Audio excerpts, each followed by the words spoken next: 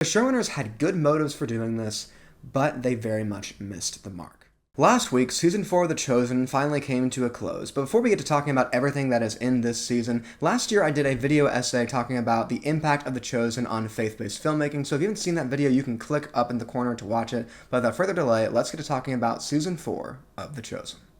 Season 4 of The Chosen brings us very close to the culmination of the life of Christ. This season had a lot going on, and most of it was great, but there were some missteps. The Chosen continues its streak of handling the gospel account events quite well. We have the proclamation of Mount Hermon, Mary and Martha, the faith of the centurion, the resurrection of Lazarus, only to name a few.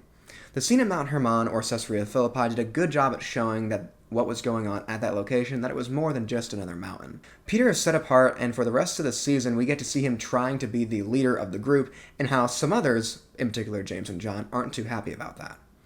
The Mary and Martha situation was presented well, in that we have Jesus making it clear that this is not as much a situation as right and wrong as some of us might think. Ever since the beginning of Season 3, I predicted that Gaius was going to be the faithful centurion, and this season did a fantastic job at showing this episode. The resurrection of Lazarus was also something that they had to set up beforehand by establishing Jesus' relationship with his family, and the moment was a great payoff. Speaking of setup, this season was very clearly setting up the disposition of two of the disciples, Judas Iscariot and Thomas the Twin.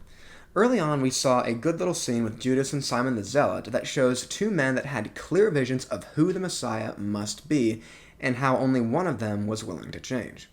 Judas's treachery did not start as a malevolent conspiracy, it started as some good business advice and annoyance with Jesus. I believe this to be how the show will show Satan. We probably won't see him literally, but he will use other people to get to Judas. So they're doing a good job with Judas, but not with Thomas. They are trying to set up Thomas's infamous doubts about the resurrection of Jesus later, but the way they are building it up so far, I think they're overdoing it. In the episode with the murder of Ramah, they started with us seeing the death of King David's child, and they are trying to make a point about how God deals with death unnecessarily. David's situation was a direct punishment from God for what he had done, while Thomas' situation was just an accident. The showrunners had good motives for doing this, but they very much missed the mark. Moving on, we got some great world building with the political players of the Gospels. The Jewish leadership goes far beyond the Pharisees in this season. We have the Sadducees, the scribes, and of course, the high priest himself, Caiaphas. The season also gave us our first look at King Herod and the drama of his household, which at the very beginning of the season resulted in the death of John the Baptist. The Roman world also had some more action with Quintus being stripped of his power, and Atticus and Pilate becoming increasingly more nervous, along with everyone else, about Jesus of Nazareth.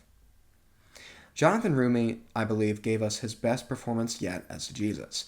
This season had many different situations and events that had Jesus reacting in different ways.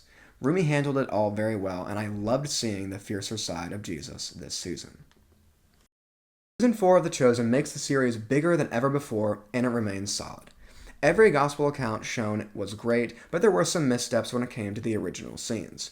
The Chosen continues to be largely exceptional in the realm of faith-made filmmaking, with Season 4 getting an 8 out of 10. Hello everyone, and welcome back to Movies with Michael, and if you enjoyed this series review, you can show it by leaving a like on this video and comment down below what you thought about this series. Did you love it? Did you hate it? Or was it right there in between? And please remember to click that subscribe button and click the notification icon to be notified about my latest videos. That's all for now, and I'll see you all next time.